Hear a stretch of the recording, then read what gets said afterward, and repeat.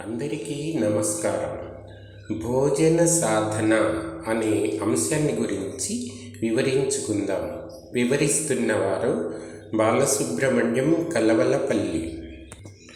నిజాయితీ సంపాదనతో కొనుగోలు చేసిన పదార్థాలతో వండుకున్న ఆహారం మాత్రమే భుజించాలి. దొంగిలించి, ఇతరులను మోసం చేసి, నమ్మక ద్రోహం చేసి, ఇతరుల హక్కును లాక్కొని పొందిన సొమ్ముతో కొన్న పదార్థాలతో చేసిన ఆహారం కలుషితమవుతుంది. అలాంటిది సహజంగానే బుద్ధిని భ్రష్టు పట్టిస్తుంది. ఎవరితో పడితే వారితో కలిసి భోజనం చేయకూడదు. చెడు పరమాణువులు మీలో ప్రవేశిస్తాయి. ఎవరి ఎంగిలి తినకూడదు. రోగాలు పెరుగుతాయి. నియమానుసారం సరైన వేళకు మితంగా భుజించాలి. మీ తత్వానికి సరిపోని పదార్థాలు ఎంత రుచిగా ఉన్నా తీసుకోకూడదు. రుచిని బట్టి ఎక్కువ తక్కువలుగా తినకూడదు. ఆరోగ్య పరిరక్షణ దృష్ట్యా సాత్వికాహారం భుజించాలి. కోపిష్ఠులు, కాముకులు, విరోధులు, అంటురోగాల పీడితులు, హీన జాతీయులతో కలిసి భుజించకూడదు. చెడు దృష్టి పడే చోట కూర్చొని ఆహారం తీసుకోకూడదు.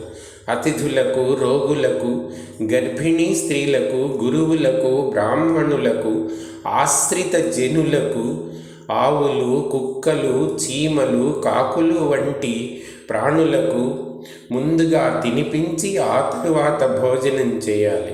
ప్రతిదినం బలివైశ్వ దైవం నిర్వర్తించిన తరువాత భుజించాలి. ఇష్టదైవానికి నైవేద్యం సమర్పించాకే ఆహారం తీసుకోవాలి.